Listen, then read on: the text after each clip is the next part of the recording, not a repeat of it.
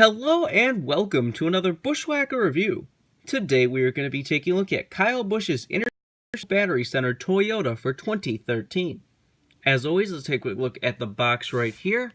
Just got your generic 2013 box. Kyle Busch, Joe Gibbs Racing, number 18. Picture of Kyle right there. Render of the car, picture of Kyle, another render of the car. Usual stuff all around. They made a total of 1,032 of these things. Action Racing 20th anniversary. All that good stuff all around. Here we have the car itself. Again, in that amazing green and gold glory. If you remember, we took a look at the 2011 version of this car a little while ago. So check out that video if you like this paint scheme as much as I do. And as I said, I was probably going to try to find this car too. This version of the car too. And I did that going on interstategear.com. If you remember when I took a look at the Zebra car on interstategear.com, because they had it for $25, they had this car for $35 too. So I bought these two at the same time because I was just like, I get these cars so cheap, might as well get them. As much as I love this gold paint scheme. But anyways, let's do a quick 360 of the car. Right there's that thing I was talking about when I said the Gen 6 version has a really weird part of it, and you're looking at it right there, but we'll get to that later. Once again, this car raced at the July Daytona race.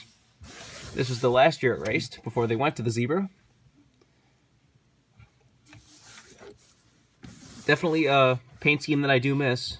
Except this, I love this one more than the Zebra, so when the Zebra replaced this, I was definitely a little bit disappointed, but whatever. Let's get down to sponsors. On the hood, you have Interstate All Battery Center. Got Toyota Camry, number 18, and Joe Gibbs Racing. Inside, you got All Battery Center. You got M&M's and Joe Gibbs Racing. Got M&M's, Doosan, Mac Tools, Siemens, Freightliner, and Sherwin-Williams. Got Ray Bestis on the C-Post. On the B-Post, you have Joe Gibbs Racing and Monster Energy. On the back, you have Interstate All Battery Center, John 316, and Toyota, number 18. You got a picture of like a laptop, a camera, and a drill on the back. I imagine that's some of the stuff you can get at the All Battery Center. I don't know. This is number 727. Got the same stuff down the other side as usual. Let's take a look under the hood, if it wants to open. Got Toyota, let's go places. There's the engine detail if you want to see that. Take a look under the deck lid. Got your typical fuel cell and such back there. The roof flaps do, of course, open. And there's the underside of the car if you want to see that. Which, yeah, if you noticed, this is exactly what I was talking about in my Skittles review, was that you see Interstate batteries used to also do the kind of half-colored spoiler. But yeah, this is exactly what I was saying always bugged me on the Gen 6 car, was why did they do it like this? The black doesn't show up enough. Why don't we make this text white? Now, why don't we put a white box around it? Like, what? Change the text to a different color, or maybe somehow work some white into this design more. I mean, there's white, but just shoving a white box behind your logo to make it look better, this looks stupid.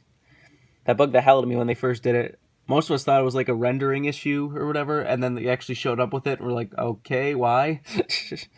Like, that is just a mistake from whoever had that idea at Interstate Batteries.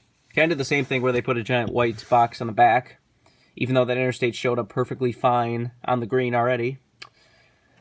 Whatever. Like I said, out of these two cars, I definitely do enjoy the Gen 5, the COT version of it better, as far as diecast goes in this one, but this one still looks fine. I mean, the paint scheme is still great. Some people, obviously the Gen 6 is probably a better body than the COT to look at as far as diecast goes, but so the COT version is harder to find. This one is not easy to find either, but like I said, if you really want this, once again, go on interstategear.com and you can get it for $35.